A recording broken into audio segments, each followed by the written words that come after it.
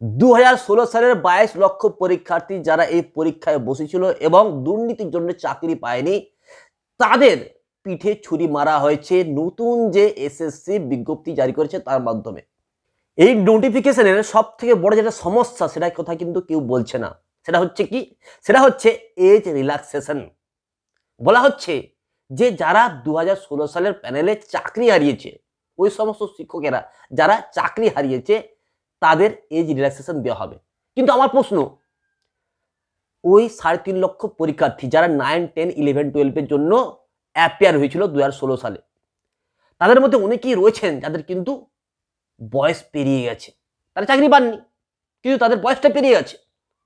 এখন যদি শুধুমাত্র ওই চাকরি আর শিক্ষকদের এজ রিল্যাক্সেশন দেওয়া হয়, তাহলে যারা এই দুর্নীতির জন্য বাধ্য হলো, যারা এই দুর্নীতির জন্য চাকরি পেল না, তারা তো আর বয়স পেরিয়ে যাওয়ার জন্য পরীক্ষায় বসতে পারবেন না, তারা তো সেই ব্রাত্যই থেকে গেলেন। এই কথাটা কিন্তু কেউ বলছে না, একবারও বলছে না দেখছি।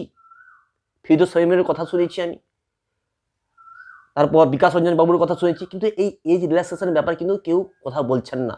কিন্তু আমার এটা মনে হচ্ছে যে 2016 সালের এই 3.5 লক্ষ পরীক্ষার্থী যারা 9, 10, 11, 12 এর জন্য পরীক্ষা বসেছিল, তারা এই দুর্নীতির জন্য চাকরি পায়নি। তো তাদের দোষটা কোথায়? দুর্নীতির জন্য তারা চাকরি পায়নি, তাদের দোষটা কোথায়? তাহলে তাদেরকে কেন এজ রিল্যাক্সেশন দেওয়া হচ্ছে না? আমার মতে প্রত্যেককেই এজ রিল্যাক্সেশন দিতে হবে যারা এই 2016 সালে পরীক্ষায় বসেছিল, যারা এই দুর্নীতির জন্য চাকরি পায়নি, প্রত্যেককে দিতে হবে। না হলে যারা কোর্টে গিয়ে অ্যাপিল করলো, এই দুর্নীতিযুক্ত প্যানেলটাকে বাতিল করলো, তাদের আর কি সুবিধা হলো? সেই তো ঘুরিয়ে ফিরিয়ে অযোগ্য শিক্ষকদেরই সুবিধা পাইয়ে দেওয়া হচ্ছে। 2 নম্বর হচ্ছে কি? 2 নম্বর হচ্ছে এক্সপেরিয়েন্সের জন্য মার্কস দেওয়া হচ্ছে 10 নম্বর। আরে যে প্যানেলটাই বাতিল, সেখানে আবার সেই সমস্ত শিক্ষকদের আবার 10 নম্বর কিসের দেওয়া হবে? প্যানেলটাই তো বাতিল। আর যদি 10 নম্বর দিয়ে দেওয়া হয়, তাহলে যারা এই দুর্নীতিযুক্ত প্যানেলের জন্য ব্রাত্য হয়েছিলেন, যারা চাকরি পায়নি, তারা তো সেই ব্রাত্যই থেকে গেলেন, তারা তো সেই অবহেলিতই হলেন। তাদের আর কি লাভ হলো? তারা কেস করে মামলা জিতলো, প্যানেল বাতিল হলো, আলটিমেটলি তাদের কি লাভ হলো যদি এক্সপেরিয়েন্সের জন্য 10 নম্বর দিয়ে দেওয়া হয়? তৃতীয়ত, ক্লাস ডেমনস্ট্রেশনের জন্য 10 নম্বর, ইন্টারভিউর জন্য 10 নম্বর রাখা হয়েছে, অর্থাৎ হাতে থাকছে 20 নম্বর। এই এসএসসির মামলা চলাকালীন বলা হয়েছিল ইন্টারভিউতে বেশি নম্বর দিয়ে চাকরি দেওয়া হয়েছে। রিটেনে কম পেয়েছে, একাডেমিক কোয়ালিফিকেশন কম, কিন্তু তাকে ইন্টারভিউতে বেশি নম্বর দিয়ে দেওয়া হয়েছে, আর সে চাকরি পেয়ে গেছে।